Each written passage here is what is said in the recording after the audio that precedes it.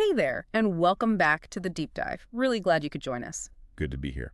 So today we're diving into something pretty intense, actually. It's this collision point, where cutting-edge AI development meets the rights of creators. Uh-huh. Specifically, we're looking at this recent UK debate all about AI training data, copyrighted stuff, and this data use and access bill that, well, didn't quite make it. Yeah, our sources shows quite the flashpoint. So what was the core idea behind this bill, according to the material?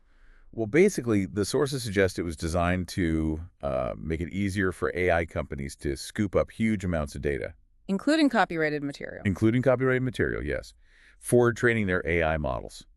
The argument presented was, that this kind of free access would really speed up AI innovation. Right, grease the wheels, so to speak. Yeah. But that didn't sit well with everyone, did it? Not at all. Hmm. Our sources mention opponents calling it pretty strongly state-sanctioned theft. Wow, okay. State-sanctioned theft. That's Yeah. quite a phrase. It really is. Yeah. And it captures that core fear, doesn't it?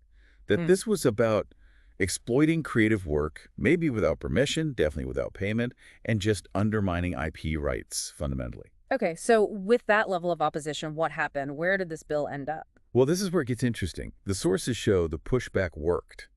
It went to the House of Lords, Uh-huh. and they rejected it. Not once, but 5 times. 5 times, seriously. 5 distinct times, yeah. That really shows how deep the concern was. It absolutely does. So what was their main issue? The sources point towards transparency, right? Exactly.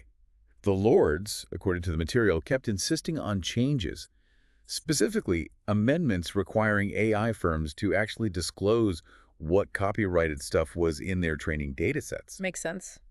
The idea being, creators have a right to know if their work is being used, how it's being used.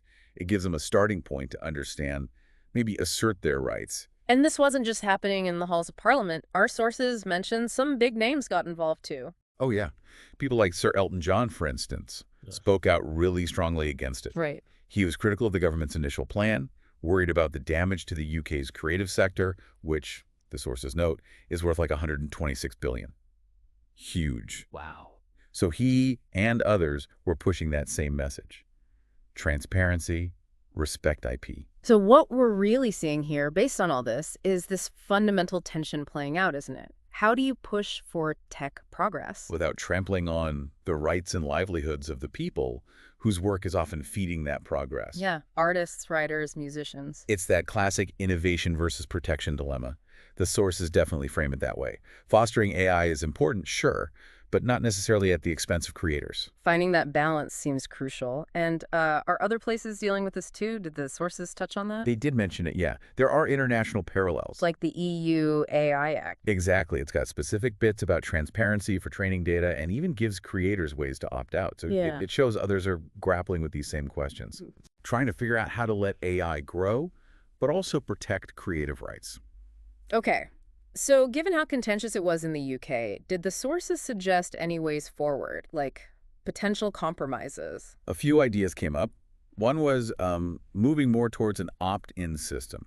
So AI companies need permission first. Before using copyrighted work. Right. Or developing clearer licensing frameworks, making sure creators get paid. Basically paths that give creators more, knowledge and control. But getting there seems tough, judging by those 5 rejections in the UK. Definitely not easy. The sources really stress the need for ongoing talks, though. Getting everyone, government, tech, creatives talking together.